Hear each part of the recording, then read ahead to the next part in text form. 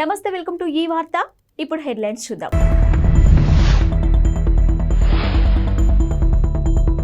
సంక్రాంతి అనంతరం జిల్లాలో నారా లోకేష్ పర్యటన.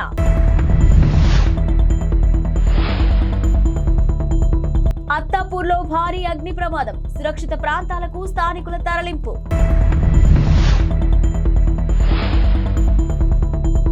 మహాలక్ష్మి పథకం ఎఫెక్ట్, పురుషుల కోసం ప్రత్యేక బస్సులు. ఏపీలో ఎన్నికలు సమీపిస్తున్న తరుణంలో టీడీపీ జాతీయ ప్రధాన కార్యదర్శి నారా లోకేష్ మరో కీలక నిర్ణయం తీసుకున్నారు. ఇక సంక్రాంతి తర్వాత ఆయన జిల్లాల వారీగా కార్యకర్తలతో భేటీ కానున్నారు. ఇక మొత్తం 40 రోజుల పాటు ఈ కార్యక్రమం నిర్వహించేలా ప్రణాళికలు రూపొందించుకున్నారు. ఇక యువగలం పాదయాత్రలో నారా లోకేష్ ఇప్పటి వరకు 97 నియోజకవర్గాలను సందర్శించిన విషయం తెలిసిందే. ఇక తాజా కార్యక్రమంలో మిగతా జిల్లాలపై దృష్టి పెట్టనున్నారు. ఈసారి ప్రధానంగా పోల్ మేనేజ్మెంట్ పై దృష్టి సారించనున్నారు. బూత్ లెవెల్, మండల స్థాయి, అనుబంధ సంస్థల కమిటీలతో సహా సంస్థాగత వ్యవహారాలపై సమీక్షలు నిర్వహించనున్నారు.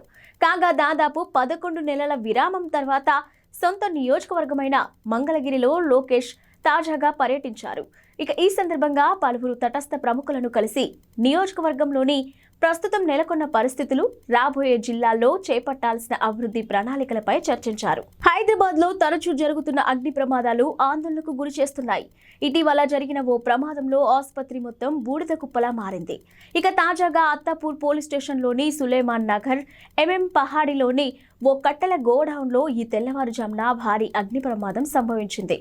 మంటలు పక్కనే ఉన్న స్క్రాప్ దుకాణానికి అంటుకోవడంతో స్థానికులు భయభ్రాంతులకు గురయ్యారు. మంటలకు తోడు దట్టమైన పొగలు కమ్ముకోవడంతో ఊపిరి తీసుకోవడంలో ఇబ్బందులకు గురయ్యారు ప్రజలు. ఇక ప్రమాదంపై సమాచారం అందుకున్న అగ్నిమాపక సిబ్బంది వెంటనే ఘటనా స్థలానికి చేరుకొని మంటలు అదుపు చేస్తున్నారు. మరోవైపు స్థానికులను పోలీసులు సురక్షిత ప్రాంతాలకు తరలిస్తున్నారు. ఈ ప్రమాదంలో ఆస్తి నష్టం భారీగా జరిగిందని అంచనా వేస్తున్నారు. కేసు నమోదు చేసుకున్న పోలీసులు ప్రమాదానికి గల కారణాలపై ఆరా తీస్తున్నారు. మహాలక్ష్మి పేరిట తెలంగాణలో మహిళలకు ఉచిత బస్సు ప్రయాణ పథకం అమల్లోకి వచ్చాక ఆర్టీసీ బస్సుల్లో రద్దీ గణనీయంగా పెరిగిన విషయం తెలిసిందే. కొన్ని సందర్భాల్లో బస్సుల్లో వెనుక సీట్ల వరకు మహిళలే కనిపిస్తున్నారు. ఇక దీంతో సీటు దొరకని పురుషులు దిగి వెళ్లిపోతున్నట్టు ఇటీవల నిర్వహించిన ఆన్లైన్ మీటింగ్లో కండక్టర్లు ఆర్టీసీ ఎండీ దృష్టికి తీసుకెళ్లారు. ఈ నేపథ్యంలో ఆర్టీసీ కొన్ని రూట్లు సమయంలో పురుషుల కోసం ప్రత్యేకంగా బస్సులు నడిపే అంశాన్ని పరిశీలిస్తుంది. ఇక విద్యార్థులకు సైతం ప్రత్యేక బస్సులు నిర్వహించాలనే అంశాన్ని కూడా పరిశీలిస్తున్నారు. ఇక సీనియర్ సిటిజన్లకు తొలి ప్రాధాన్యం ఇవ్వాలని ఆర్టీసీ అధికారులు భావిస్తున్నారు. సమయాల వారీగా రద్దీపై పూర్తి సమాచారం వచ్చాక పురుషులకు, విద్యార్థులకు ప్రత్యేక బస్సులు నడపడం లేదా మహిళలకు మాత్రమే ప్రత్యేక బస్సులు నడపడం, ఇతర ప్రత్యామ్నాయాలపై చర్చలు జరుగుతున్నాయని ఆర్టీసీ వర్గాలు చెబుతున్నాయి. ఇక జీరో టికెట్ అని మహిళా ప్రయాణికుల్ని చిన్నచూపు చూడడం, వారి తరఫున ప్రభుత్వం ఆ ఛార్జీ చెల్లిస్తుంది. ఇక ప్రయాణికులకు ఇబ్బంది కలగకుండా పలు రకాల ప్రత్యామ్నాయాలపై దృష్టి పెట్టామని ఓ అధికారి తెలిపారు. ఏపీ ఆరోగ్యశ్రీ సేవల నెట్వర్క్ ఆసుపత్రుల యాజమాన్యాలు కీలక నిర్ణయం తీసుకున్నాయి. ఇక పెండింగ్ బిల్లుల పెంపు, చెల్లింపు, శస్త్రచికిత్సల ఛార్జీల పెంపు డిమాండ్లను పరిష్కరించకపోవడంతో ఈ నెల 29 నుంచి ఆరోగ్యశ్రీ సేవలను నిలిపివేస్తున్నామంటూ ఏపీ ప్రభుత్వానికి లేఖ రాశాయి. 29 నుంచి ఆరోగ్యశ్రీ కింద రోగులను చేర్చుకోబోమని స్పష్టం చేశాయి. ఇక డిసెంబర్ 15లోగా అన్ని సమస్యలను పరిష్కరిస్తామంటూ తమకు హామీ ఇచ్చి అమలుపరచలేదని ఆసుపత్రుల యాజమాన్యాలు ఆగ్రహం వ్యక్తం చేశాయి. దీంతో సేవలు నిలిపివేయాలని నిర్ణయించినట్టు పేర్కొన్నాయి. ఇక కాగా ఆసుపత్రులకు 1000 కోట్ల రూపాయల పెండింగ్ బిల్లులు చెల్లించాలని ఆరోగ్యశ్రీ నెట్వర్క్ ఆసుపత్రులు చెబుతున్నాయి. పలు శస్త్రచికిత్సలకు సంబంధించిన ఛార్జీలను పెంచాలని డిమాండ్ చేస్తున్నాయి. తమ సమస్యలను పరిష్కరించాలంటూ గతంలో డెడ్ లైన్ ను విధించిన సంగతి తెలిసిందే. హైదరాబాద్ లోని బేగంపేట ప్రజాభవన్ బారికేడ్లను కారు ఢీకొన్న ఘటన మరో మలుపు తిరిగింది. ఈ ఉదంతం వెనుక బోధన్ మాజీ ఎమ్మెల్యే షకీల్ కుమారుడు సాహిల్ అలియాస్ రాహిల్ ఉన్నట్టు తెలుస్తుంది. అయితే దీన్ని పోలీసులు గుర్తించారు. ఈ నెల 23న అర్ధరాత్రి ఓ కారు ప్రజాభవన్ వద్ద ఉన్న బారికేడ్లను ఢీకొన్న విషయం తెలిసిందే. బోధన్ మాజీ ఎమ్మెల్యే షకీల్ తనయుడు సాహిల్ అతివేగంతో కారు నడుపుతూ ప్రజాభవన్ వద్ద బారికేడ్లను బలంగా ఢీకొట్టాడు. ఇక ఈ ఘటన జరిగిన సమయంలో కారులో 3 యువతులు కూడా ఉన్నారు. ఈ క్రమంలో అక్కడ విధులు నిర్వహిస్తున్న ట్రాఫిక్ సిబ్బంది పంజాగుట్ట పోలీసులకు సమాచారం ఇచ్చి సాహిల్తో పాటు 3 యువతులను అప్పగించారు. అయితే బ్రీత్ ఎనలైజర్ ట్రాఫిక్ పోలీసుల వద్ద ఉండటంతో ఇన్స్పెక్టర్ దుర్గారావు సాహిల్ను హోంగార్డుకు అప్పగించి డ్రంక్ అండ్ డ్రైవ్ పరీక్షకు పంపించారు. ఈ సమయంలో నిందితుడు తప్పించుకున్నాడు. అనంతరం సాహిల్ దుబాయ్లో తండ్రికి ఫోన్ చేసి విషయం చెప్పడంతో ఆయన సూచనతో అనుచరులు సాహిల్ను తప్పించి వారి పని మనిషి అబ్దుల్ ఆసిఫ్ను పంజాగుట్ట ఠాణాకు తీసుకెళ్లారు. కారు తానే నడిపినట్టు అతడితో చెప్పించడంతో కేసు నమోదైంది. అయితే ముగ్గురు యువతులను స్టేషన్కు రప్పించి వాంగ్మూలం తీసుకున్నప్పుడు కారు నడిపింది సాహిల్ అని వెలుగులోకి వచ్చింది. ఎన్నికల హామీలు అమలు చేయడంపై దృష్టి సారించిన కాంగ్రెస్ ప్రభుత్వం ఆ దిశగా వడివడిగా అడుగులు వేస్తుంది. ఒక్కో గ్యారెంటీకి వేర్వేరుగా దరఖాస్తులు సమర్పించాల్సిన అవసరం లేకుండా రాష్ట్ర ప్రభుత్వం బుధవారం ప్రజాపాలన గ్యారెంటీ దరఖాస్తును విడుదల చేయనుంది. ఇక సీఎం రేవంత్ రెడ్డి సచివాలయంలో ఉదయం 11 గంటలకు విడుదల చేయనున్నారు. సామాన్య ప్రజలు సులభంగా అర్థం చేసుకుని 5 నిమిషాల్లో నింపేలాగా 2 పేజీలతో కూడిన ఈ దరఖాస్తును సిద్ధం చేశారు. ఇక రాష్ట్ర వ్యాప్తంగా అన్ని గ్రామాలు, మున్సిపాలిటీలు, కార్పొరేషన్లలో భాగంగా వార్డులకు ఈ ప్రోఫార్మాలు చేరవేసేలా ప్రభుత్వం ఏర్పాటు చేస్తుంది. ఇక దరఖాస్తు మొదటి పేజీలో ఎడమవైపు తెలంగాణ రాష్ట్ర చిహ్నంతో పాటు సీఎం రేవంత్ రెడ్డి ఫోటోను కూడా ముద్రించారు.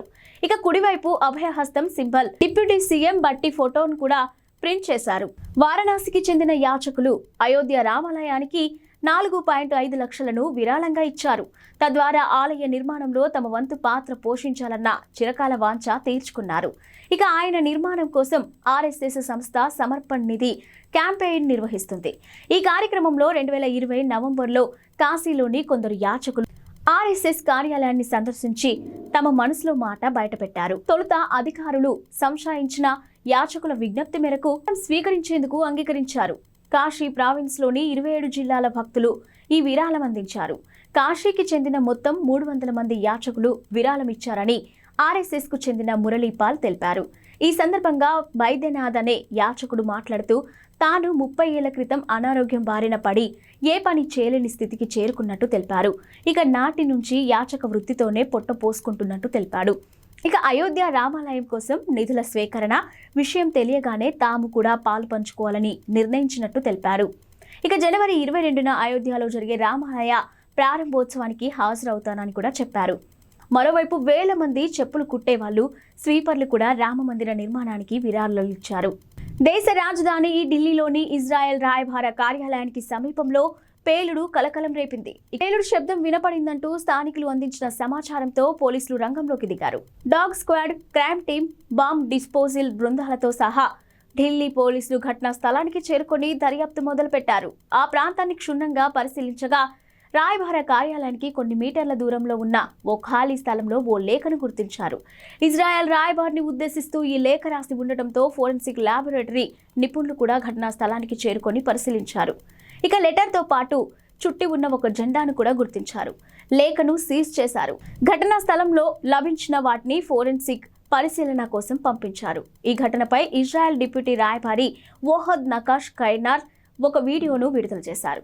సాయంత్రం 5 గంటల తర్వాత రాయబార కార్యాలయానికి సమీపంలో పేలుడు సంభవించిందని అన్నారు. తమ సిబ్బంది, కార్మికులు అందరూ సురక్షితంగా ఉన్నారని వెల్లడించారు.